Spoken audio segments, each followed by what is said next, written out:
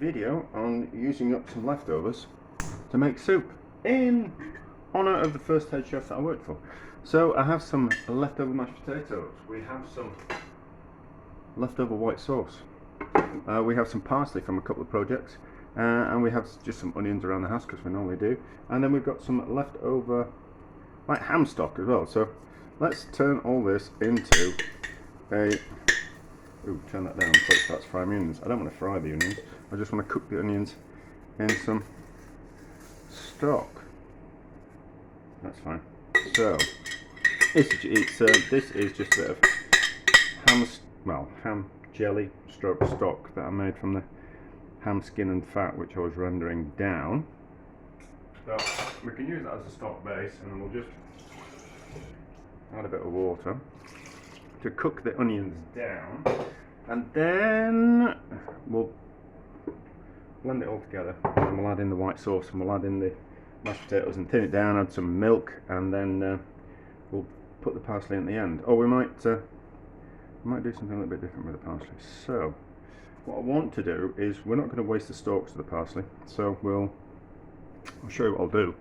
Rather than just being long, we'll do the short version. So what I'm going to do is, I'm just going to chop the parsley here like this. I'm going to do it all, but I'm not going to pick it off the stalks. We're not going to be too fastidious with it. I'm sure that's the right word. But we're not going to make things ridiculous. But what I am going to do is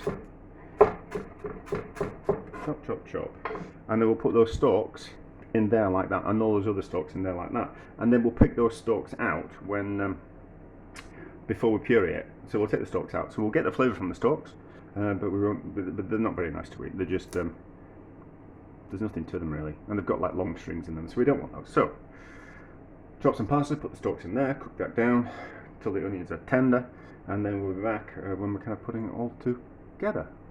So onions are cooked and the parsley stalks have been taken out.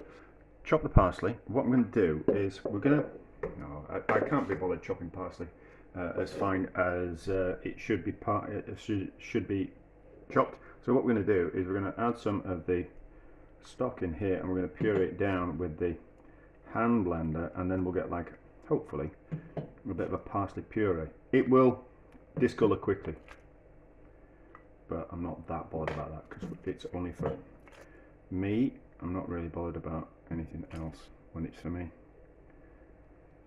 So that in there like that, and then stick this.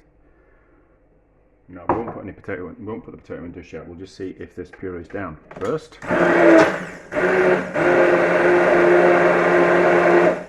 Yeah, so there is plenty of liquid in there, so that's fine. The lead's just not quite long enough to make a mess of everything. That's another reason I have some washing up. Potato in now. The potato it was mashed, so it's got butter in it, and it has already been seasoned. So we just need to be careful with the amount of seasoning we put in the soup, and the same with the white sauce. But the white sauce also got some onion in it as well, so, and a bit of a stock cube, so that will make the soup not need as much seasoning. So we'll see how we go. So back up to temperature. It won't take long, and then we'll puree that down, and that'll be fine. Just lid on, just slightly. Right, let's see if we can puree up this parsley a little bit better. Ooh, we'll pause though.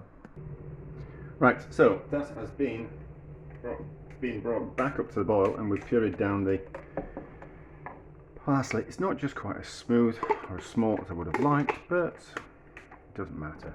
It's certainly chopped finer than I could be bothered chopping with the knife. So puree this up. I've added a couple of stock cubes, chicken stock cubes, for flavour, like the umami and saltiness and richness from the fat that's in the stock cube, and some pepper in there as well. So puree.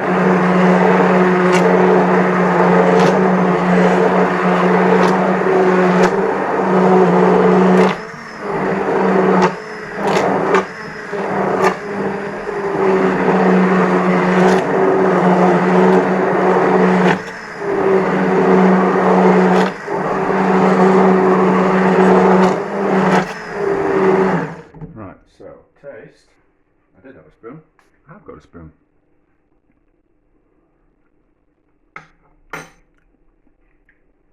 That needs another stock cube. It's milk. It doesn't need any milk in it. It doesn't need any extra liquid. So pepper. Probably it's just me being a bit thick. I didn't kind of know this. Didn't kind of twig as much. But the tighter the little screw on the top of the pepper mill is, the finer it grinds your pepper. So tight is quite a fine grind of pepper, and then looser is chunkier. Out of interest. So that's enough pepper in there. So pour it in.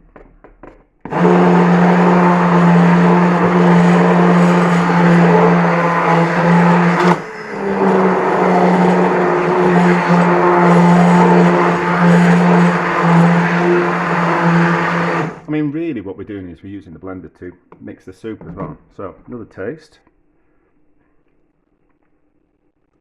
A bit of salt. And then we're done. And then we're, yeah, done.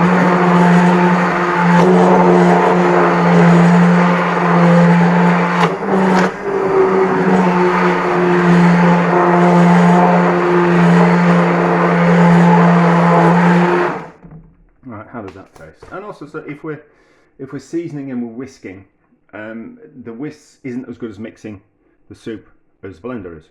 So when you're adding seasoning, you don't often get a uniform amount of seasoning in throughout the soup if you're just using a whisk.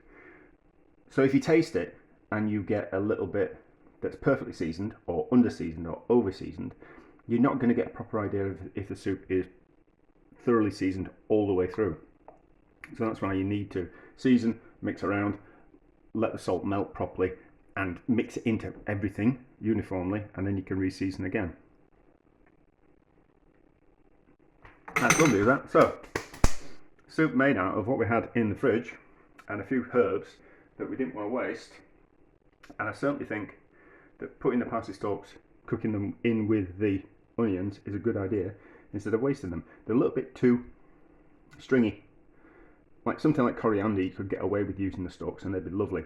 But parsley stalks tend to be a bit too woody. But anyway, that's lovely. And it's a soup from next to nothing. A success.